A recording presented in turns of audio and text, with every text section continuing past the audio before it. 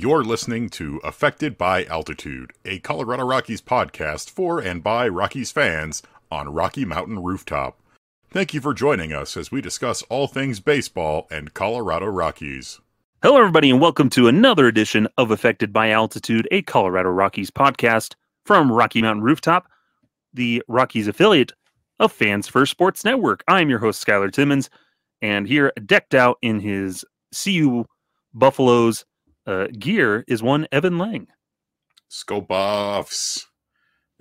I can't remember a time where, well, I mean, I can, but it's been a long time. It's been a long time since CU football has been like fun to watch, especially in 2 straight weeks. So I'm just taking the joy where I can. Yeah, currently 2-0. I'm not one that really cares about college football at all, but I did sit down and watch the game before we recorded, which is why we're recording later than we usually do. And hey, good for them. Yeah, Deion Sanders with 2 straight weeks of 350 plus passing yards and no interceptions. Very smart with the ball placement, accurate passes. First half wasn't great in terms of offense. He was getting a little bullied a bit with the offensive line, letting pressure get to him. But in the second half, they really put it together and beat the Huskers. Yeah, how dare the Rockies, though? They had a Huskers night. How dare they? The amount of rage I have seen. So some pictures made the rounds on social media of an empty Coors Field, and it says on the Jumbotron, the Nebraska Corn Huskers take over Coors Field. The Rockies aren't in town this weekend. And it was the stadium, which you can rent out for private events, was rented out, I believe, by the Nebraska Alumni Association on a weekend where the Rockies aren't in town, but a bunch of Nebraska fans are, because it's, the big rivalry game. And people are losing their minds over it. Oh, Dick Monfort and the Rockies don't support their local teams. All they care about's the money. It's like, you weren't going to be there for this. This was a private event hosted by the Nebraska Alumni Association. Mm-hmm. And especially they had a Nebraska night at the ballpark in like June, and nobody said anything. Mm-hmm. Oh, people just like to be angry for no reason. But it's silly because, the Rockies have had a ton of college nights this year, including 3 for Colorado schools of CU, CSU, and Mesa. Mm-hmm. Oh, it turns out that Major League Baseball teams usually have college nights for the big schools within their demographic area that they cover. And that just happens to include Nebraska, as well as all these other Colorado schools. So don't get angry for no reason. You don't see CSU people losing their minds that Wyoming has a night at Coors Field. I mean, maybe you do, but it doesn't raise as big of a stink online as this did. The only way the Rockies can remedy it is have Deion Sanders come out and throw first pitch and come hang out at the game. Get that publicity. Cool. That would be cool. I would like that. Though he probably can't play center field anymore because he's lost so many toes or whatever. He moves around. He moves around okay for a dude with messed up legs and feet and not a lot of toes. Oh, he's usually hobbling around, though. That's what I noticed during the game today. He's just kind of gingerly hobbling around. Yeah, Deion took a lot of hits and had things like turf toe and other things during his NFL career. And people don't really talk about it, but it can really mess your feet up. And so he had like blood clots and circulation issues. He's had a bunch of toes amputated, but still a better base runner than Daniel Murphy was. Yeah, don't be hating on the Murph, who retire again. Yeah, who freshly retired again. Good for him, which is weird because he was actually doing pretty good in AAA Salt Lake, but whatever. I think he probably realized that he was never going to get called up by the A's. That or he wanted to jump ship before he had to get called up to the Angels. also likely. Oh But- man, I feel for Angels fans right now. Yeah, but we can sympathize with them with how ownership operates. At least they kind of tried. It just didn't work out for them. They kind of tried, and then when it didn't work out, they went with the nuclear option. Mm-hmm. And that's what I think makes it worse. But this is not a Los Angeles Angels of Anaheim of California podcast. This is a Colorado Rockies podcast. Even though the Angels are full of former Rockies, and we made sent 3 players over to them this year, plus a former one signed with them. Oh, 2 former ones signed with them. But yes, we are a Colorado Rockies podcast, and we've got a lot to talk about. Some interesting stuff. We've had some more roster moves. The rotation is getting set in stone for further seasons. One of them's on the injured list again. And then we've got some talk about some of the youngsters on the team, some promotions, some guys that are doing well, and some other roster moves and stuff throughout the show. So lots to talk about, Evan. But the big one here was on Friday. The Rockies announced they have signed Germán Márquez to a 2-year, $20 million extension through the 2025 season to keep him in purple through the 2025 season. He is recovering from that Tommy John surgery, and so it's kind of shores him up to pitch whatever for the 2024 season, and then hopefully a full season in 2025. $10 million both seasons. He can make probably around $11 million in bonuses in 2025 for $2 million apiece for 30 days on the roster and 60 days on the roster, and then $2 million apiece for 145, 150, and 160 innings pitched, and another $1 million if he is traded. So Germán Márquez sticking around through his age 30 season. What's your reaction to this, Evan? Because his future with the Rockies was a little up in the air after this season because of that club option for $16 million. I mean, unfortunately, it still kind of is, though not as immediate as it was previously. So like you mentioned, he had that $16.5 million club option that had a $2.5 million buyout, I think. And instead of going with either of those, it's kind of like a restructure where Germán is really not going to pitch much at all next year as he recovers from his Tommy John surgery. But you're doing right by, the club's finances of not having to pay that full $16.5 million, but you're also, not cheaping out on a guy who's played, so long with the Rockies so far and is on his way to being one of the few players in Rockies history who's played 10 straight seasons only with the Colorado Rockies. Germán's at 8 seasons right now, and this will bring him to 10 if he pitches at all in the 2024 season. The real thing for him is all the incentives in 2025 that are really going to push him to want to be out there on the mound as much as possible. The one thing that gives me pause is that it does also set up the Rockies for the ability to trade him at some point in 2025. He has that $1 million incentive for being traded in addition to all the playing time incentives. And while that would be sad, and I don't want them to trade him. I want Germán to be a Rocky for life. I want him to come back healthy and pitch well and be one of the best pitchers of all time in a Colorado Rockies uniform.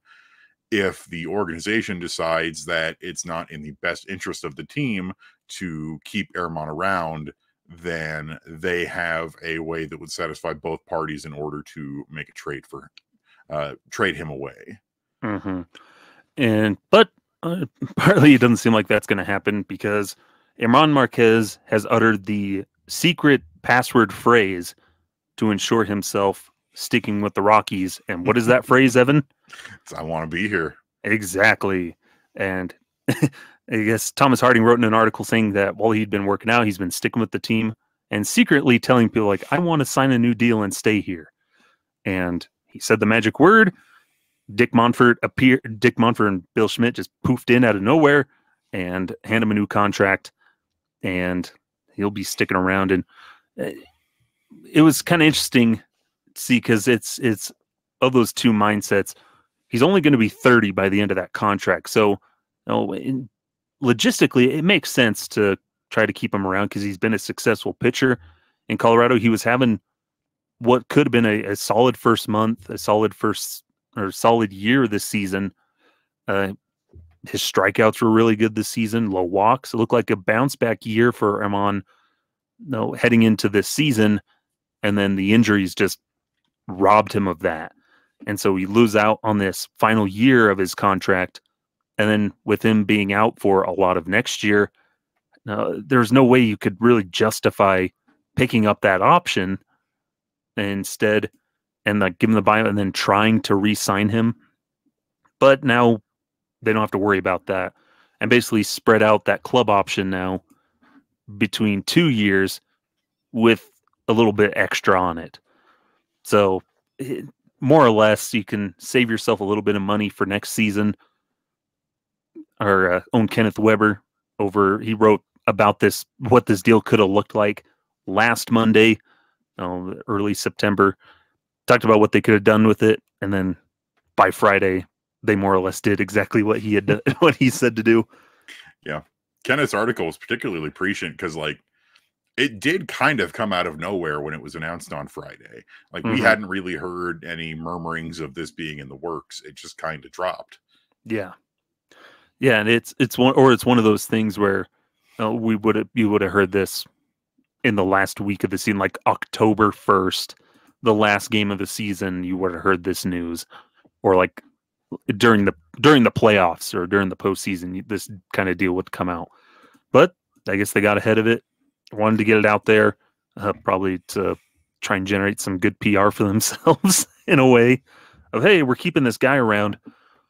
But it still, the thing with a lot of the deals that the Rockies have made is it still kind of muddies the waters of what this rotation, what the team looks like. But it's still good to have Germán Márquez, a guy who's had success in Colorado, wants to stay here. He's a good, solid pitcher, is about to, almost ensures that he's going to pretty much become one of the top 2 starters in team history, just in the record books and strikeouts, games started, innings pitched, all this stuff. He's cementing his spot in the Rockies pantheon of pitchers. And it's definitely a gamble still, because who knows how he's going to be after, recovering from Tommy John surgery. But it's good to keep that leader around because he wants to be here. He wants to be part of the, see the team turn it around. He's loyal, and he wants to be here to see it through. Like a lot of these guys, they want to see it through and see the Rockies contend again, because it's probably for pride's sake, because you don't want to be feel like you're the one that's dragging the team down and why they're bad, but you want to be there to be why they're successful. But it's an interesting deal for Germán Márquez. Yeah, and it really does, he is on the precipice of so many different pitching records for this team. He's 4th all-time in pitching WAR. He's 6th all-time in earned run average. He's 3rd all-time for wins. And the big one for him is that he is only 2 below tying Jorge De La Rosa for all-time strikeouts with the organization. And I think this gives him a chance to come in and pick those up. And also, like you said, give us a little bit more of a look into what the rotation is probably going to look like in 2025, because that gives us the 3 key players that are locked down is Kyle Freeland, Germán, and then Antonio Senzatela if their recoveries from their respective Tommy John surgeries go well. And it's nice to have a little bit more of that certainty, because we really don't have that outside of those 3 guys. A lot of these pitchers that are currently on the team, Chase Anderson, Connor Siebold, Ty Block, we don't know if they're Chris Flexen. We don't know if they're going to be around. They probably won't be. And there's not a whole lot of starting pitching reinforcements in the upper levels of our farm system in AA and AAA. So it is nice to know that we potentially have our rocks in the rotation. You know, Kyle Freeland will be 32 years old then, but both Freeman and Sensatella will be just turning 30. Mm-hmm. Yeah, it locks up 3 of the 5 spots in the rotation, unless for some reason the Rockies go 6-man rotation, which, hey, I'm all for it. If we had 6 pitchers, I would go for it. But it locks up. You've got all these guys signed to these contracts. So you've got, from what it looks like, 2025's the target date for we're going to make our push of contention. But you've got Germán Márquez, Antonio Sensatella, and Kyle Freeland. Those are your 3 starters you can mix and match in there.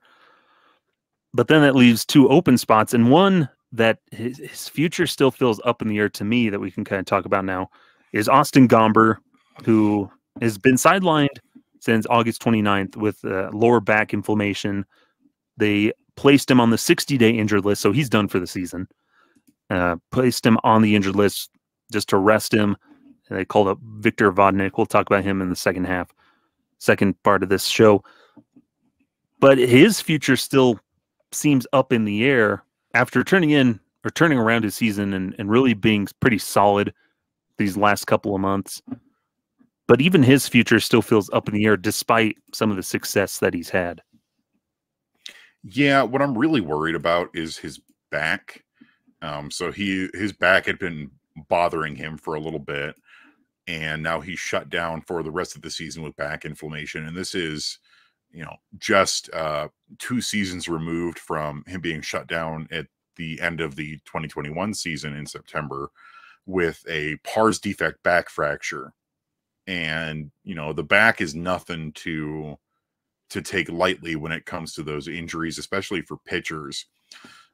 So I am a little worried about that. And it's tough because Gomber's really had the last 2 months of his season especially have been really good.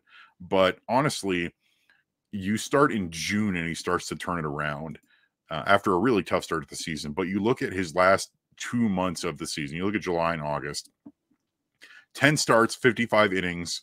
He struck out 27 and walked 13, so those are meh. But he had an ERA of just 3.76. And that's pretty solid. And he was still getting hit a bit, opposing batting average of 297. But he wasn't really getting punished for a lot of those mistakes that he was making. He wasn't giving up a ton of home runs until sort of the end of August when his back started to be bothering him again. Because he went about 2 months from June 14th to August 11th where he really hadn't been giving up a bunch of runs in games. He strung together a decent number of quality starts.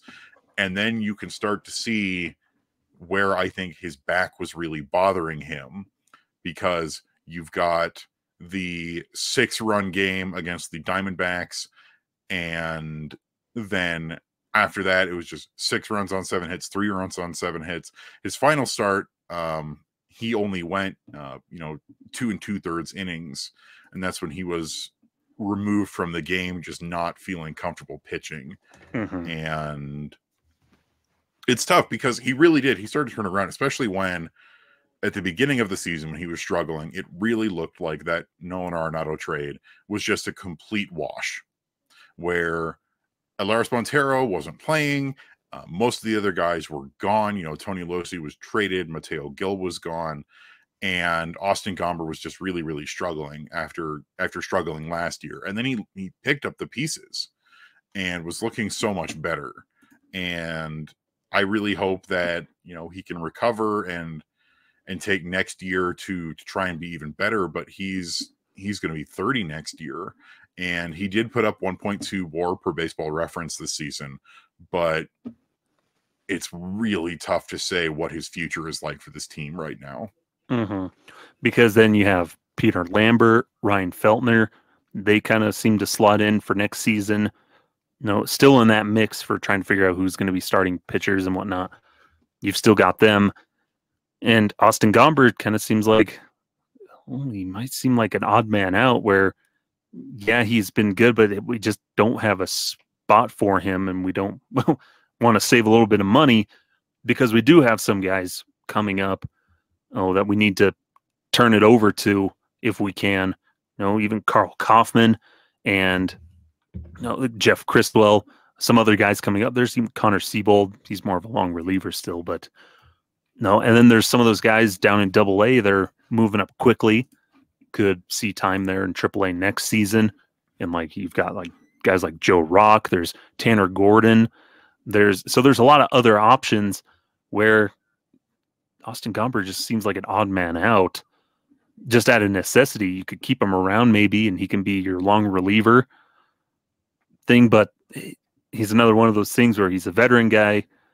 He's a veteran now, but he's got these back issues that have sidelined him again for the second time, in September, where he's just not able to last out a whole season, which is what you need out of guys. But it's a tough situation. He's one of those on the fence. What the heck do you do with him? Yeah, especially when, end of 2024, 2025 is when a lot of the other prospects who had Tommy John this year are going to be starting to try and make their way back, like Gabriel Hughes. Mm-hmm. Yeah, and he's a guy who 2025 has a ton of these guys. 2025 is that window.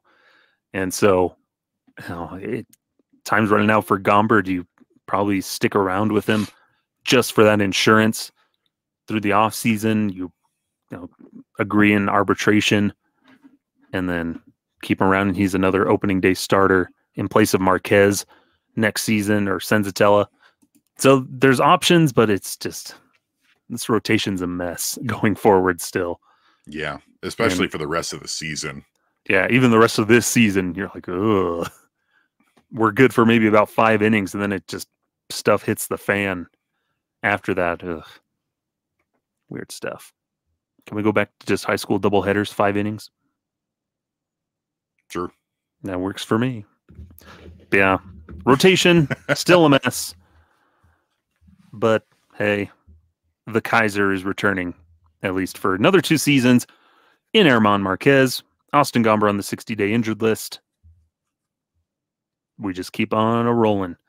Keep on a-trucking. What's really sad is that Austin Gomber was the last man standing who hadn't been on the IL from the opening day rotation. Yeah, that's a if you could go back in time, Evan, and tell yourself what the rotation would look like on September 9th, and you had to blow your mind and tell you that none of the starters in the rotation on opening day are going to be in the rotation in September, how would you react to that? If you told me outright that by the end of the season everybody's been hurt at least once, and 2 of your guys had to get Tommy John, and the rotation is a mess, I would have been like, yeah, that sounds about right. Then if you told me that if 2 people had to get Tommy John, I would have been like, well, what the hell?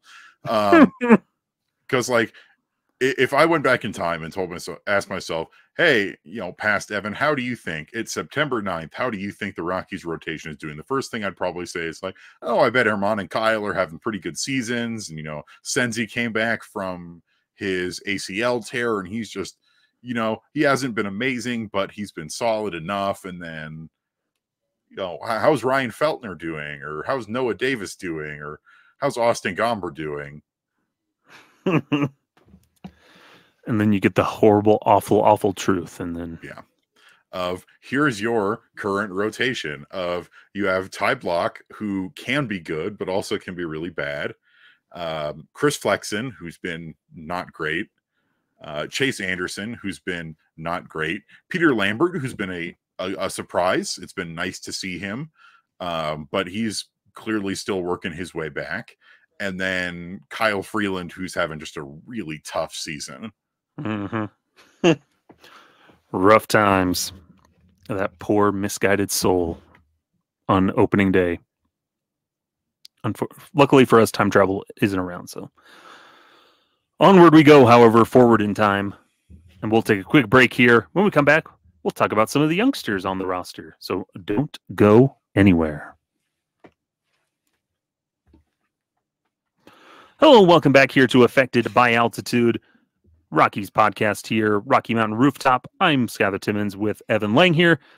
And part of that move to put Austin Gomber on the 60-day injured list, opening up a space on the 40-man roster, the Rockies have chosen to fill that spot with a piece that they acquired from the Atlanta Braves when they traded Pierce Johnson, a reliever in one Victor Vodnik, who is, as of recording, hasn't appeared in a game yet. He'll probably appear over this weekend, I would assume, hopefully.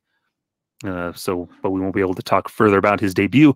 But kind of an exciting thing, because this seemed like the arm that the Rockies were really excited about.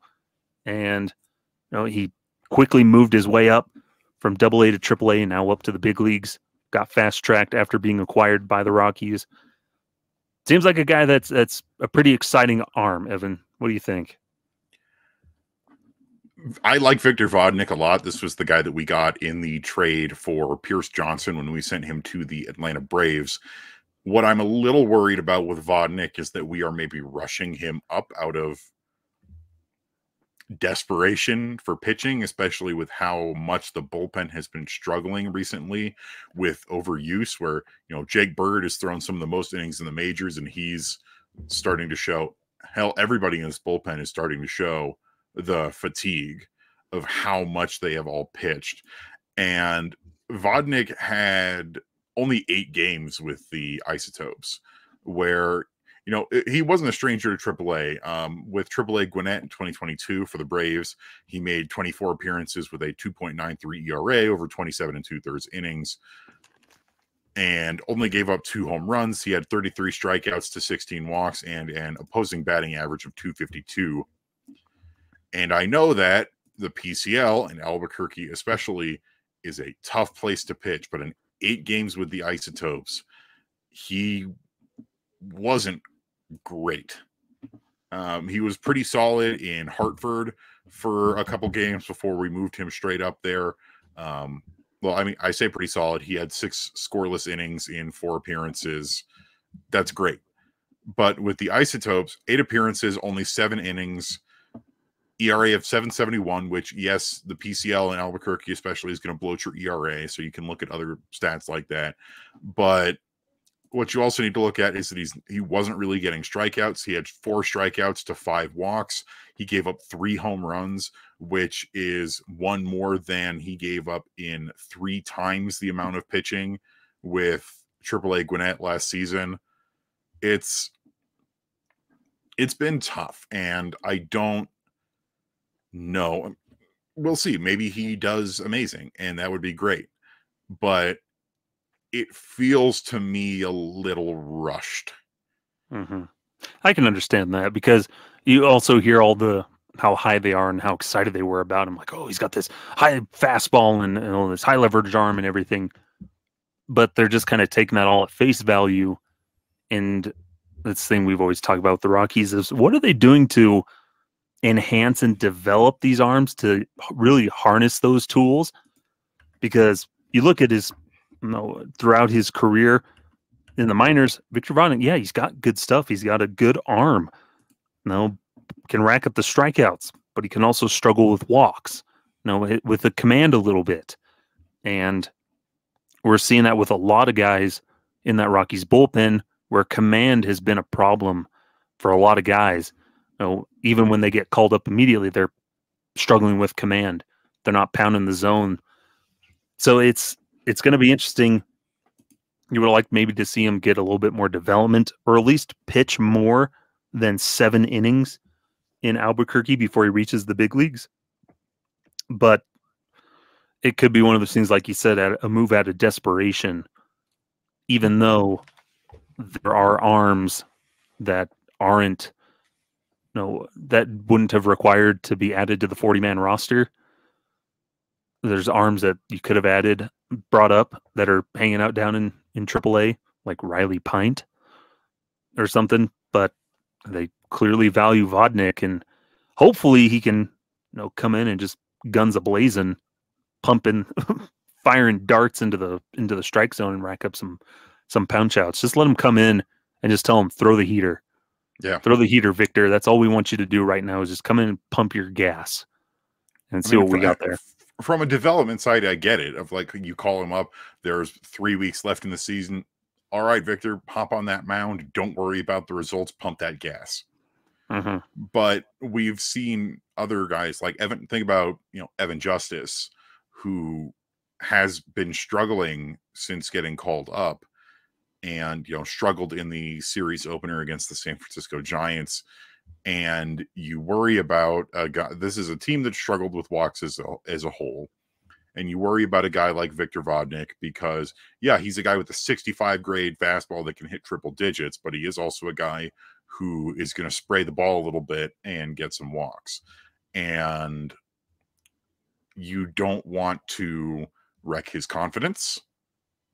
You don't want to cause any issues with his development. He's 23 years old. He's got time left in the oven. And it's something I do worry about with this big league coaching staff of developing pitching talent and putting them in the right situation to succeed with what they've got. Yeah. It's exciting to see them moving guys up and everything. It's just something we've harped on. What's the team doing once they get to this next level to help them continue to develop to become, the best version of themselves? Because once you're at the big league level, that's where you should be getting the cream of the crop, the best development that you can get in your whole organization, where AAA will get you to the brink, but only get you to a point to get you up. And then you're at the base floor and the team needs to build you up even further. And I'm not sure the Rockies have been capable of doing that with some of these guys. And so we'll just have to let him see how he rides it out here in these last couple of weeks. If he sticks around for a decent chunk of it and gets some action, maybe we see less Jake Bird and a little bit more Vodnik. Things to think about. Jake Bird's arm is going to just fall right off his body at the end of the season. Mm-hmm. Yeah, it's tough to have the rubber man. Arms aren't rubber like they used to be. Fun stuff. But yeah, Victor Vodnik, interesting stuff. But somebody that is getting, two guys that are getting some playing time, talk about here, Elehuris Montero and Hunter Goodman, who being nice little contributors to the lineup. Now, we touched on Goodman just a little bit in last week, but now he's had even more games. He's had another week's worth of games to play, so we'll talk about him. But Montero has been one that's been getting allotted playing time now because Michael Toglia was optioned down to AAA to get regular time, and they called up, or they put Montero into more of a regular role at first base and DHing, and he's having a decent little outcome since coming back on the roster, Evan. Since July 26th, he's played in 30 games, so end of July all through August and this first part of September. In those 30 games, he's batting .275, .339 on base, .471 slugging, has an .810 OPS. In total, he has 28 hits, 16 runs scored, 6 doubles, 1 triple, 4 home runs, 16 RBIs, and then the uglier number of 41 strikeouts and 8 walks. But Montero is once again in August, the same as last year, getting that regular playing time when he's looked better at the plate. He's made some improvements. Yeah, what I really like is, so that tail end of July is right when we were at our peak of getting really mad because Montero was just not getting playing time, and it was so frustrating. But then since then, he has gotten a decent amount of playing time, and even more so at the end of August and now through September, where he's getting a lot of reps at first base. And I do want to touch on really quick before we talk about his batting. His defense at first base has improved tremendously. especially when you think about how he was effectively benched earlier in the season and demoted because his defense at third base and even his defense at first base was not very good. And he, especially over the last couple of games, he's made some nice plays. Hands look softer and more confident with the glove. His footwork is improving. He's never going to be like a Gold Glove first baseman. Mm-hmm. That's just not how he profiles as. But he has been a serviceable defender at first base, and I think that is plenty from him. And then you turn around and look at his bat, where the strikeouts aren't great, but the strikeouts for this team overall aren't great. Everybody's really struggling with strikeouts, but he is getting on base in that time range you mentioned from July 26th to December 8th. He's got an on base percentage of .339. That's not terrible. And yeah, he's only got 4 home runs, but it's one of those ones where the more you get on base, the more you make contact with the ball, the better at bats you take, the power is going to come. And we've seen him hit when he makes good contact with the ball. He crushes it. He's a very, very strong athlete. And I'm really happy with what I've seen from him here in this tail end of the season, where it seems like he's finally getting his fair shake, and it seems like he's really taking some good at bats and working with his plate approach. And what it really started with was, we talked about this a little while ago, Hensley Mullins and the other Rockies started having like meetings as a team where they can talk about how they're feeling, not just like their performance, but how they're feeling about things. And Montero, who is apparently very well liked in this clubhouse, like his teammates really love this kid, had said that he was feeling not confident and he was feeling like he wasn't contributing and letting everybody down. And now, right now where we're at, I don't think he is. I think he's really starting to pick things up and put things together. And I'm really happy for him, because even if he doesn't have a future with this organization, which is possible because we're the Rockies and first base is weird, he is showing that he can at least have a big league career, I think. Yeah, that's what I think too. And what's nice here, they've had that meeting and he's been making some minor adjustments, trying to get mechanics right at the plate, head movement and things like that, trying to get control of that. He's working towards those things, and we can see that right now. Yeah, he's not hitting for the power, but I think right now his plan is trying to make contact and swing at better pitches. Yeah, he's working through that. He's a strikeout machine, and that's still problematic. But if he can work on seeing the ball better, making sure his mechanics and timing and all the swing path and making sure he's getting to the ball, getting back on the ball and swinging at good pitches, improving his vision, and then getting those base hits where he can, even just focusing on making contact, drive the ball into the field. Then power will come. And him being able to play a good, solid first base is good. And you can look at trading him if needs be. If there's a team that's, they're rebuilding and they need a first baseman, then they have an opening, one of those teams might need that. Over there in the American League Central, they're always needing stuff. Things like that. One of these teams that could be kind of in a rebuilding mindset, and hey, we just need we need an impact, immediate, major league ready first baseman. Montero fits that bill. And he's trying to figure out that bat. Once he can figure that out and just consistently make contact, cut down on the strikeouts, even just a bit, then, like you said, that power will come once he gets right at the plate. Because there's so much to like about Montero and his bat, but it's just not developing in Colorado. Yeah, and so many of our young guys are struggling with strikeouts right now. You look at Ezequiel Tovar, who's got 143, Brenton Doyle's got 131, and Nolan Jones has 104. And, these are guys who have gotten substantially more playing time than Montero. Like Tovar's played 132 games versus Montero's played in 65.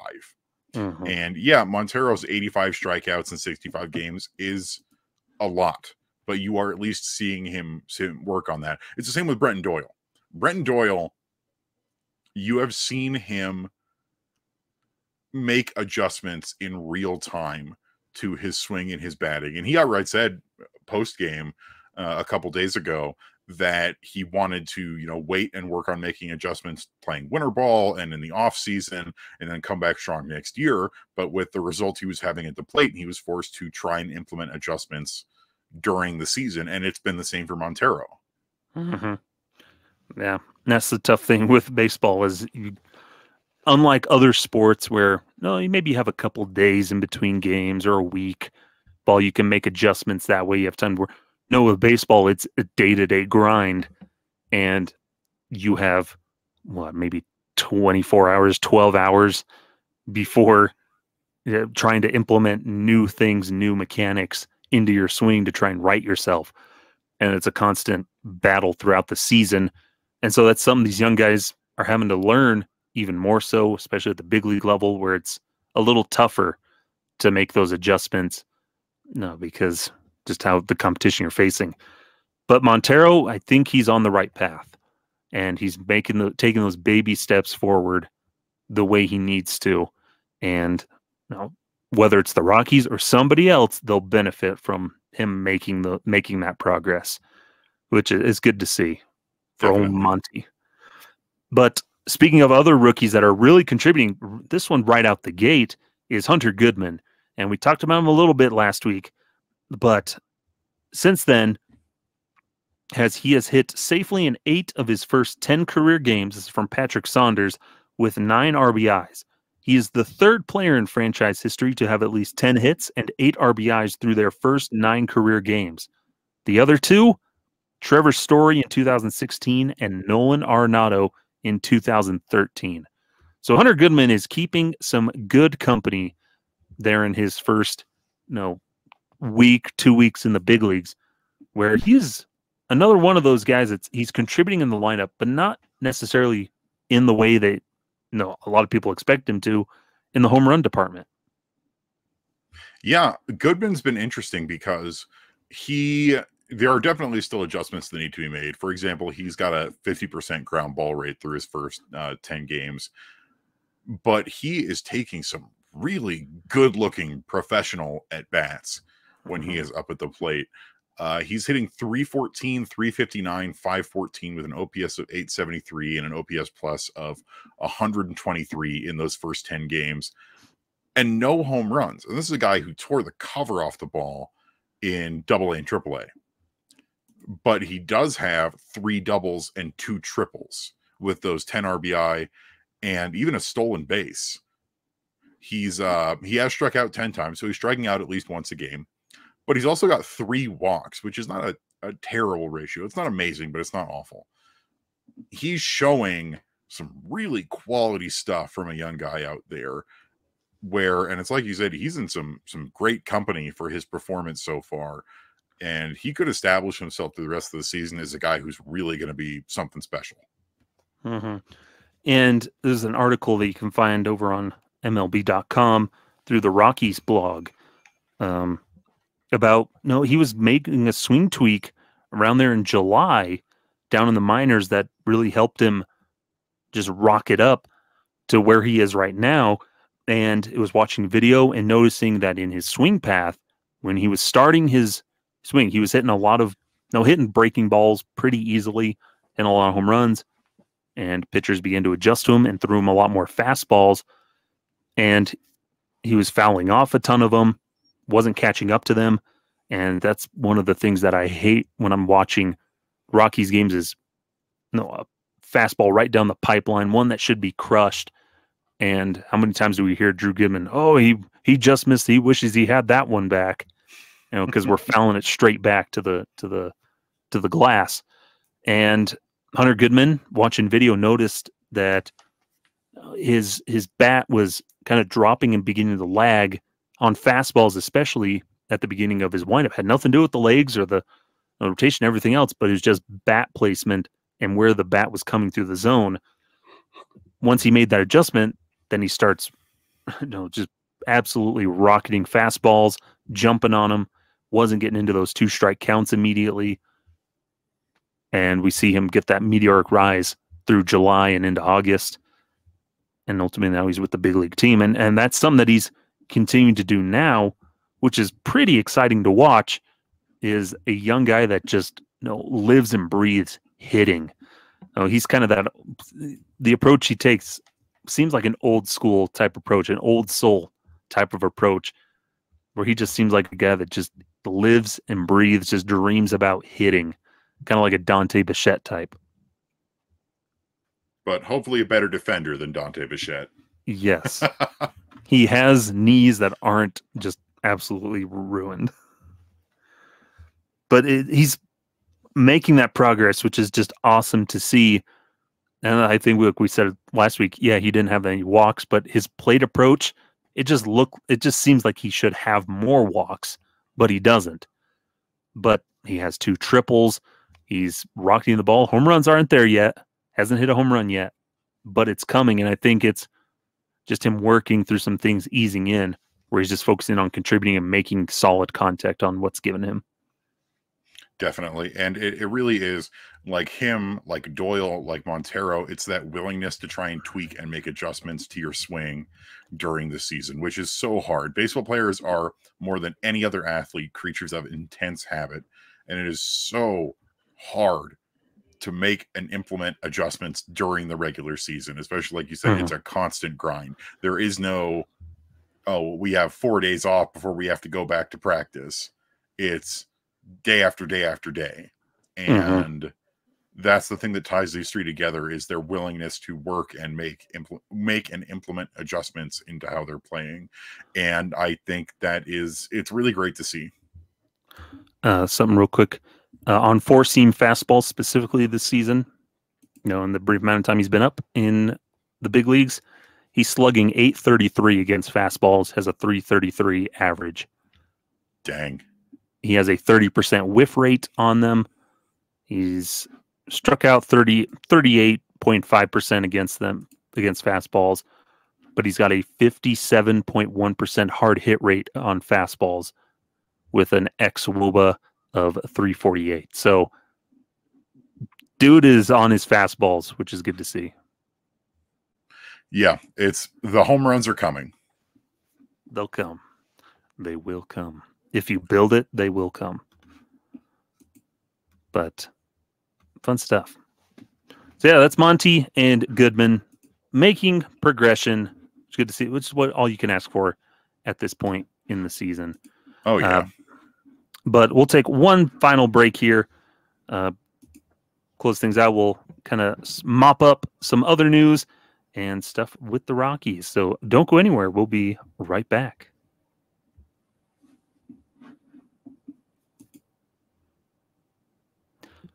Hello, everybody. Welcome back here for the final segment here of Affected by Altitude. Skyler Timmons here with Evan Lang. Last bit of news here that we can kind of mop up on.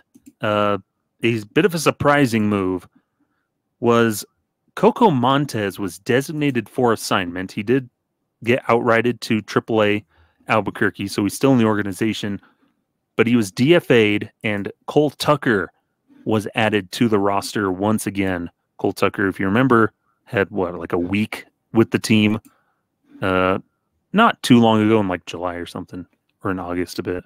I can't remember. Time is a flat circle. But Coco Montes DFA was probably a really surprising move for a lot of us that have been following the Rockies and the prospects and Coco in general. But Evan, I know this was one that you're not much of a fan of, with him getting DFA'd. It's so frustrating to me because Coco Montes barely got any playing time at the big league level this year. He's mostly been down in AAA Albuquerque. They added him to the 40-man. He got 38 at-bats and then was sent back down, and now he's been DFA'd. And yeah, in those 38 at-bats, it wasn't super great. He had 2 doubles and a home run while going 7 for 38, and with an OPS of 560. But again, That's 18 games and 41 plate appearances. And now I think we got lucky that no one claimed him off of waivers, because he's been having a really good season in Albuquerque this year. OPS of 941, 19 home runs, 5 triples, 23 doubles. Coco Montes is a good player. And yeah, maybe he'll end up just being one of those like quadruple A players. He is 26 right now, but it is so frustrating to me to watch this happen, especially when you had the immediate obvious option of who to DFA, and that's Harold Castro. And I've written extensively now about how it makes no sense how attached to this team how attached to Harold Castro this team is, where he's got negative 1.4 WAR. He is one of the least valuable players by wins above replacement in the entire league, and he keeps himself stuck on this roster, and he keeps getting playing time. Right now, before Saturday's game starts, he's in the starting lineup. Mm-hmm. Which is, it makes even less sense because we called up Cole Tucker, and Cole Tucker hasn't even sniffed an at-bat since he was called up. But he's a left-handed veteran, Evan. He's hitting Harold. But he's not hitting very well.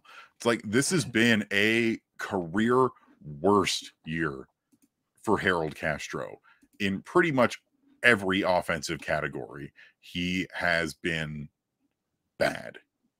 He's only hitting 258. His on-base percentage is 273, one of the worst on the team. His slugging percentage just .323, and he's got that OPS of 596. So Coco Montes had an OPS not that much worse than Harold Castro's. And I would have much rather been giving Coco Montes that playing time. I would much rather be seeing Coco Montes at second base this evening than Harold Castro. It makes no sense to me at all why Harold Castro, and I'm sure he's a lovely guy. His teammates all seem to really like him. He was well loved when he was in Detroit, but his performance this year does not justify potentially losing other players. Like, we could have lost Coco Montes. We could have lost Cole Tucker in order to facilitate him continuing to be on the roster. And like I've said in my article, like we've discussed in our writer's room, Castro is arbitration eligible starting next year.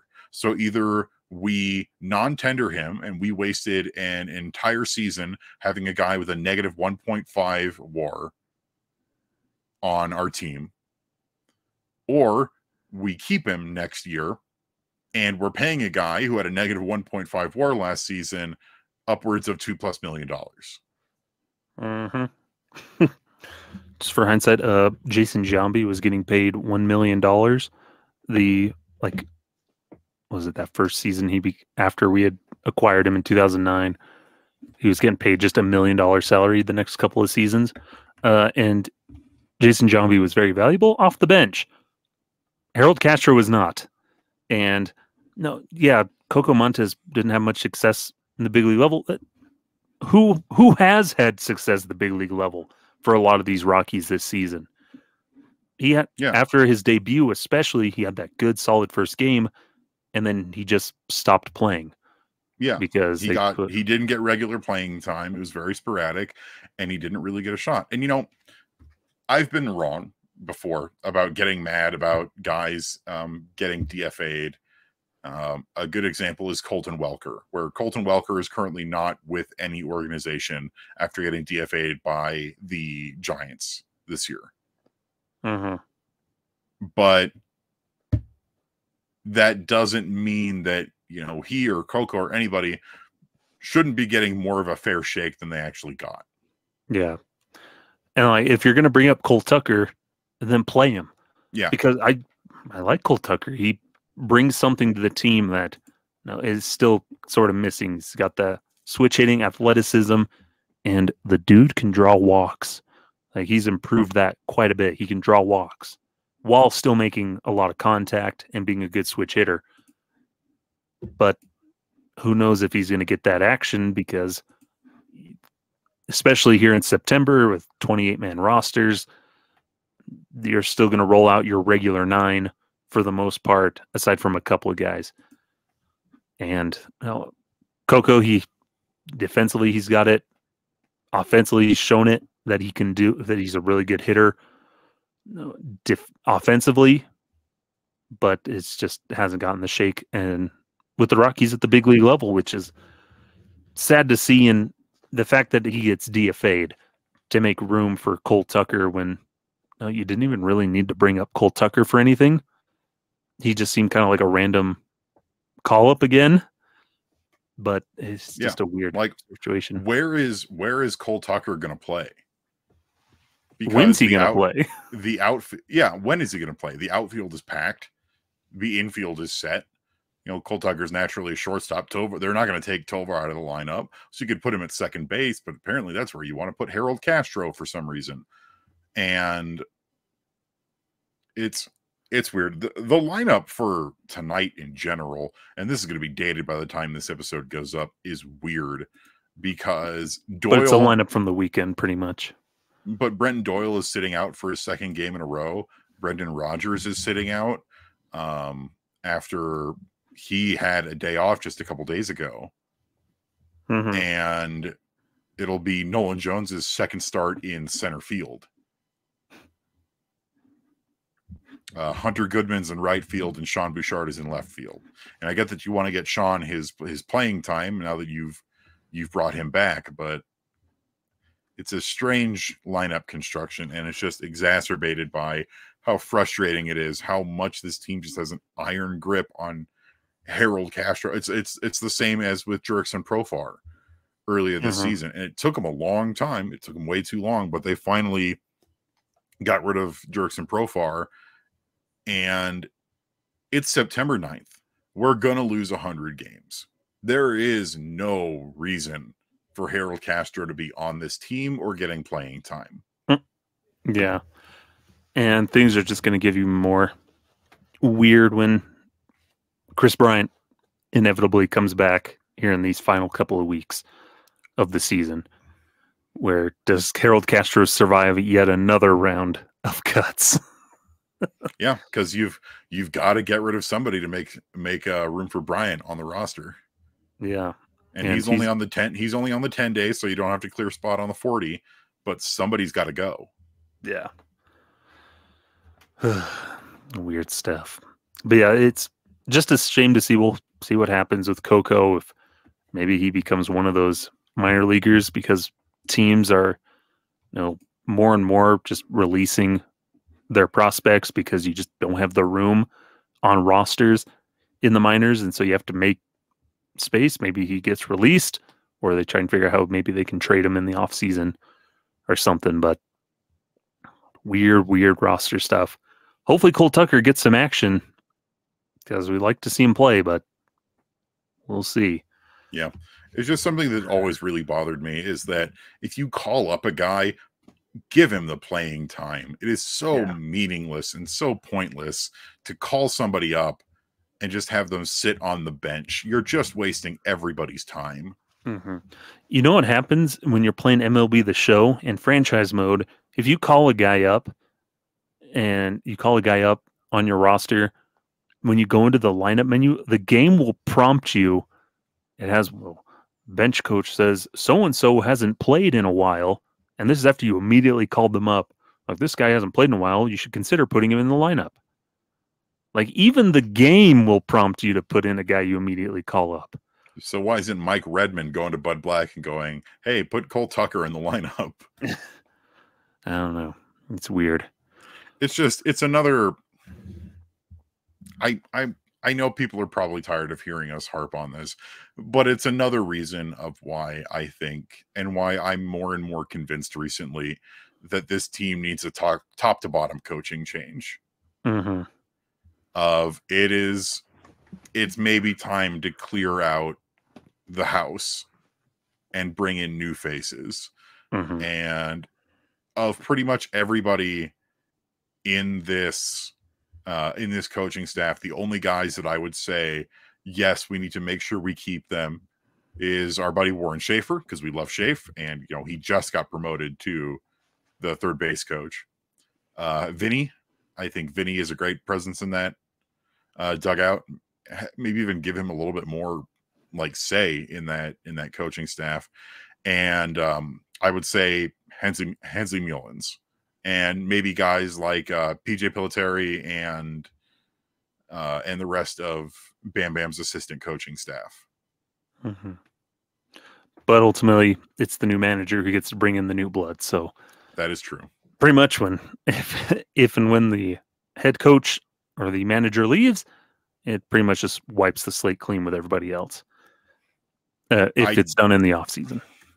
I do think that this needs to be the last year of Bud Black.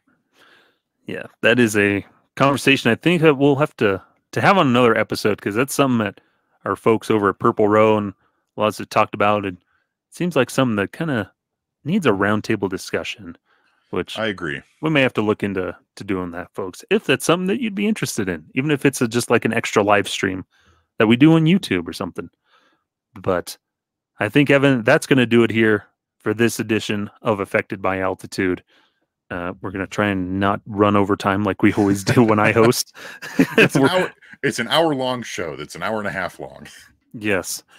But always appreciate folks tuning in with us, as this has been a weird, wacky season with a couple more weeks to go before we get into the off season. But Evan, where can the folks find you? And what do you want to plug? You can find me on the tweeters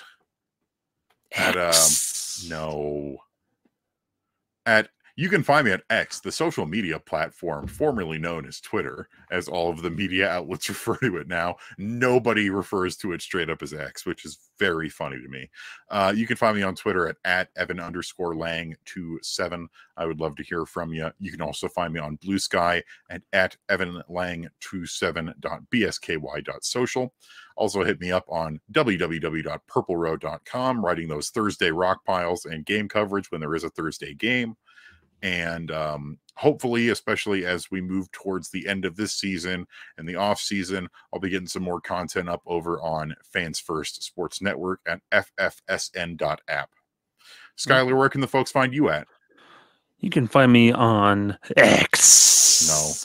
At sideline_crowd. You can also find me over on Blue Sky. I think my username is just Timmins13. That's Timmins. None of that O garbage. INS at bsky.social. Whatever, all that stuff. But yeah, Timmins13 over on Blue Sky, and then at sideline_crowd on Twitter.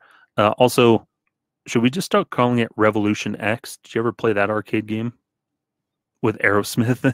Is that the one where you have like a CD launching gun? Yes. I think I've played it. I know of it. I definitely know of it. We have it. We had it on Super Nintendo. What are you talking about? That game was awesome. It's really weird. It's a really weird game. The heyday of SNES and Genesis ports of arcade games. Mm-hmm.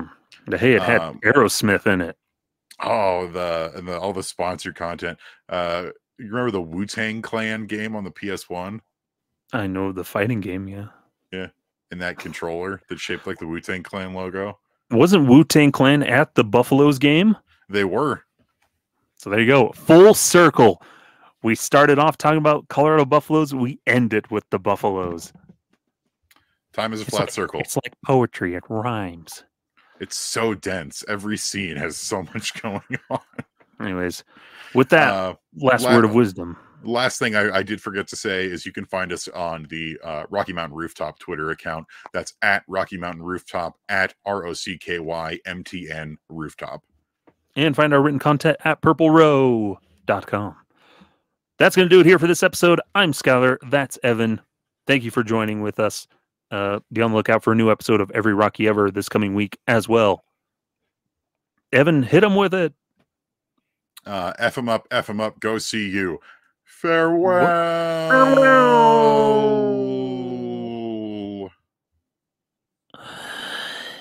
I can't say the F word on camera.